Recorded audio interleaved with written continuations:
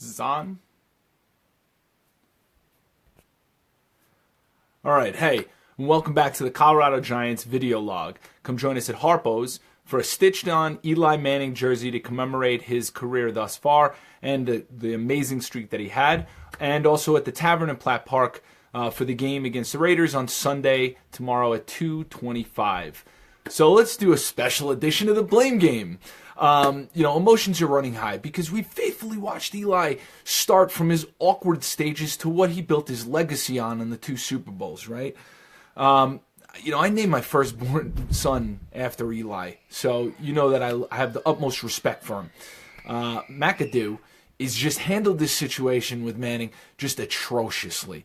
Janoris Jenkins in that Niners game just straight up quit. Like, he was on the field, but he didn't play. And Jack Rabbit, they played him against KC. And in Jack Rabbit's defense, he played very well against KC, and he played well last week. But, that shows McAdoo is not disrespecting him. He's scared of him a little bit. Odell Beckham gets down on all fours and does that, mock urination in the end zone, which was despicable. And McAdoo doesn't say anything until John Mara finally steps in and says that's unacceptable. So he's scared of him, too. Coach Mack has thrown Eli under the bus so many times this year. Eli is he's too much of a class act to blame anyone but himself. Even when he has no offensive line for the last 5 years, even when nobody's there to throw the ball to, even when the Giants have the worst drops in the NFL at 7.2%, worst, okay? Even when they have no running game for the last decade. I mean, I can't remember the last time they had a good running game. Even when the playbook is thinner than cheap toilet paper, despite all that, Eli has the work ethic of Michael Jordan. He takes his lumps literally because of that offensive line. Coach Mack started in the NFL as the quarterback's coach for Aaron Rodgers. Could you imagine an easier job than that? Like, hey, buddy, good job. You got, do it again. I think you're doing pretty well. Yeah, good job, Aaron Rodgers. And then, 2 years as the offensive coordinator.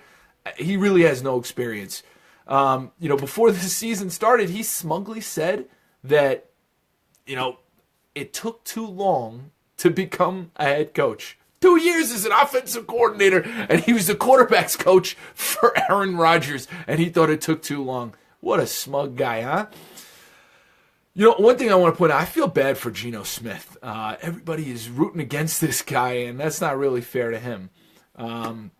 One cool thing that comes out of this is that the Giants are now going to be starting a black quarterback for the first time in franchise history, and I think they're the last franchise to actually do that.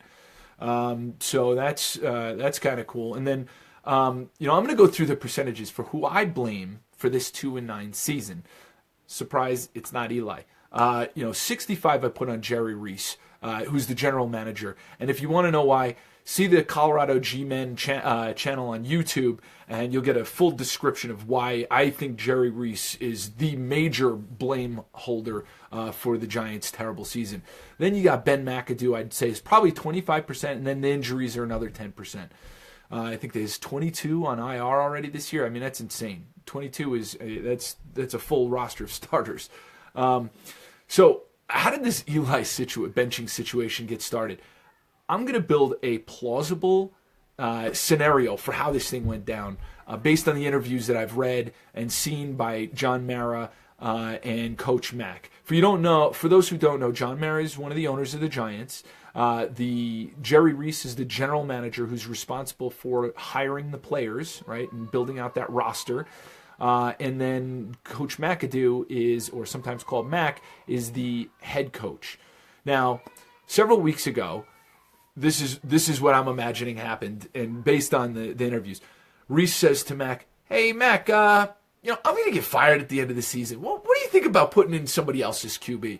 And Mac kind of looks at him. "No, I'm pretty secure. I got a job next year. I want to win the game. I'm going to put in Eli because he gives us the best chance." Last week, John Mara has a conversation with Jerry Reese, and he says, "Hey, Jerry, since we can't win the Super Bowl this year, how about throwing in Webb, if we're losing a game real badly?" And Reese is like, "I'm going to save my job. This is great. What a great idea you had, John. Thank you." And he ran over to McAdoo and says, "Hey, Mac, remember when I said we should bench Eli? Yeah, John Mara said we should do it. Oh, by the way, you're probably going to get fired at the end of the year, so you might as well do it, right? And Max is kind of like, really? I guess let's see what Eli says.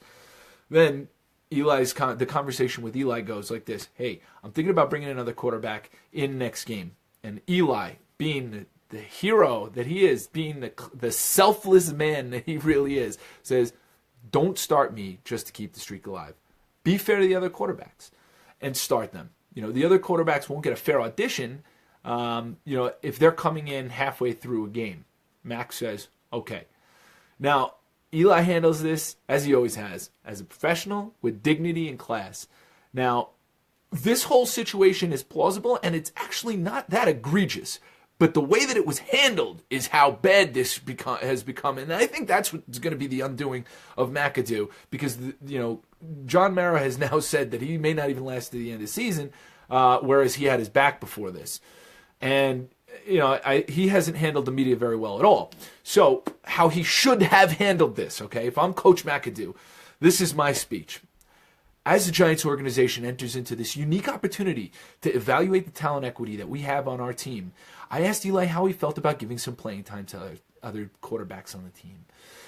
As the ultimate teammate and team player that Eli is, he wanted to make sure that each quarterback had a time to prepare with the first team during practice and a fair audition for the future of this organization and for their NFL career. The Giants organization have the utmost respect for Eli and everything that he's accomplished for this franchise. We hope that we can continue to build a team around him in the future. Discontinuing the streak was a very hard decision that Eli made, and we appreciate that his sacrifice was made for the good of the future of the New York Football Giants. It has a totally different ring, and it's the exact same story. And, this press conference not only saves face, but it also it gives Eli more trade equity because he's got $23 million guaranteed next year. Now, I want to make this clear because, I love Eli enough to name my firstborn son again after him. I want him to stay until his arm falls off, as long as he's willing to stay. All right. I think we've beaten the Eli situation to death. Let's talk about the Redskins game. 3 points on offense, atrocious. Eric Flowers, he gets 3 holding penalties and gives up a sack after 348 snaps. That snaps his streak of sackless snaps, unfortunately. The entire O-line was bad. Gave up 4 sacks during the entire game, a plethora of holding penalties. Evan Ingram, he's got the dropsies the last 2 games.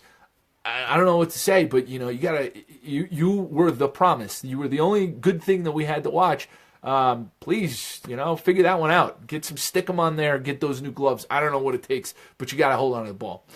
I know this isn't going to be popular, but Eli had a pretty poor game last week. He was 44.2 passer rating, which is pretty bad. So let's go on the positive notes. The defensive performance was amazing. 6 sacks on the day. Wow. I don't remember those days. A pick 6 to bring the Giants back from the dead because it was 10 to 3, and you knew the Giants weren't going to get 7 points. Let alone, they might get 3 maybe, which they didn't. But 7 points was definitely not. It was insurmountable. And then Jack Rabbit got that pick 6, which was great. Jack Rabbit, speaking of him, and Landon Collins playing lights out again, which is awesome. Landon had his second 15-tackle game. Keep it up, man. You're the only person we know is coming back next year at this point. And then Dalvin Tomlinson is now ranked 6th out of all rookies in the NFL by Pro Football Focus, which is a very metric-heavy forum. Kind of gets a former engineer like myself giddy looking at all the statistics that they get into. They're mathematicians over there. All right, let's look ahead at the Raiders game. Vegas opened it up at 7.5 point odds. Favoring the Raiders. It's now up to 8.5 with Geno Smith starting. DJ Fluker and Jack Rabbit are both on IR, so we will not see them for the rest of the season. All right, on offense, Sterling Shepard is set to return to the field, which is badly needed, especially with who we don't know. I mean, we know who Geno Smith is. I think he's 12-18, maybe 12-17 career. He hasn't been great. So that should be help. And this should be a soft landing for Geno Smith. They're actually 27th in the league in passing yards for 244.8 yards per game that they allow through the air. And then they do a pretty good job of bottling up the run. They give up 108.5 yards per game, which is 13th in the league. But that means that the pressure's on Geno. Geno's going to have to perform. On defense, the Giants have placed 5 defensive players on IR in the last week alone. So that's going to be crazy.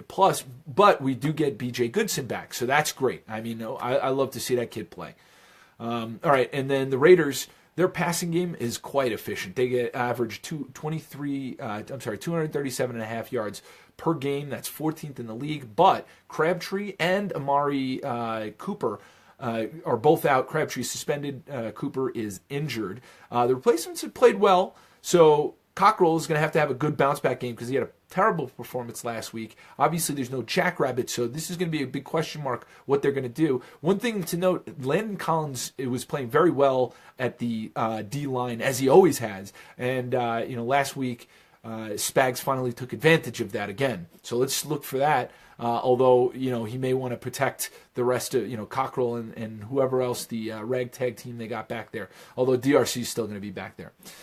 They don't rush very well. They only average 91 yards per game, which is 27th in the league. But Marshawn Lynch can break tackles. So, as I keep saying week after week, and I harp on it, and they've done a good job last week, they've done a good job the last 2 weeks, is they must avoid missed tackles and stick with the discipline.